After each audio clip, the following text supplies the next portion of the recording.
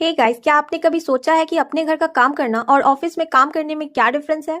या फिर जो चीज़ आपके लिए अच्छी है वो पूरे देश के लिए बुरी कैसे हो जाती है? आज के वीडियो में हम इकोनॉमिक्स के इन्हीं मजेदार कॉन्सेप्ट को समझेंगे सिंपल लैंग्वेज में। Let's dive in. सबसे पहले बात करते हैं हम हमारी डेली लाइफ के एक्टिविटीज की। ये दो टाइप्स के होते हैं। पहला इकोनॉमिक एक्टिविटीज, दूसरा non economic activities. Economic activities का मतलब होता है वो सारे काम जो पैसा कमाने के लिए किए जाए। इसके चार मेन फीचर होते हैं: production, distribution, exchange and consumption. इसका मेन ऑब्जेक्टिव होता है प्रॉफिट अर्न करना, और ये देश की जीडीपी में भी कंट्रीब्यूट करता है। एग्जाम्पल के लिए एक टीचर का स्कूल में पढ़ाना, किसी कंपनी का मोबाइल बनाना या एक सेल्समैन का प्रोडक्ट बेचना। अब आते हैं नॉन इकोनॉमिक एक्टिविटीज पर। ये वो काम है जो हम सेल्फ सेटिस्फेक्शन या अपने खुशी के लिए करते हैं, पैसे के लिए नहीं। इन्हें अक्सर फ्री टाइम में किया जाता है और इनका जीडीपी से कोई लेना देना नहीं होता। जैसे कि घर पे मम्मी का खाना बनाना, सोशल वेलफेयर वर्क या कोई रिलीजियस एक्टिविटी करना। आपको पता है इकोनॉमिक्स को पढ़ने के दो बिल्कुल अलग नजरिए हैं जिन्हें हम माइक्रो एंड मैक्रो इकोनॉमिक्स कहते हैं।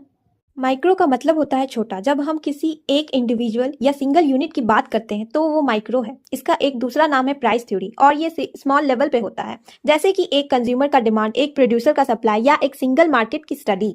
अब आते हैं मैक्रो इकोनॉमिक्स पर। मैक्रो का मतलब होता है बड़ा।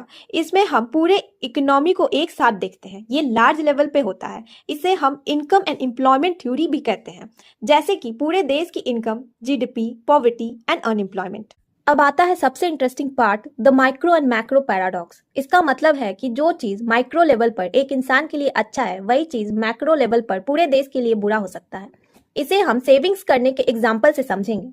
अगर आप अकेले पैसा सेव करते हो तो ये बहुत अच्छी बात है।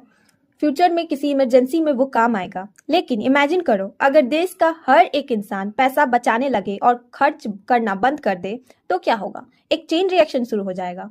जैसे कि सबने सेव किया, कंजम्पशन कम हो गई, डिमांड गिरी, प्रोडक्शन कम हो गई, प्रोडक्शन गिरी, कंपनीज लोगों को नौकरी से निकाल देगी। तो इससे देश की जीडीपी, इनकम और एम्प्लॉयमेंट सब गिर जाएगा। इसलिए मैक्रो लेवल पर ज्यादा सेविंग एक बुराई बन जाती है। तो दोस्तों, बात साफ है, इकोनॉमी तभी चलती है जब बैलेंस बना रहे। आई एम श्योर अब आप इकोनॉमिक एक्टिविटीज और माइक्रो मैक्रो के बीच का अंतर कभी नहीं भूलेंगे। अगर वीडियो इन्फॉर्मेटिव लगी हो तो लाइक करें, शेयर करें और सब्सक्राइब करना ना भूलें। मिलते हैं नेक्स्ट वीडियो में। Keep learning.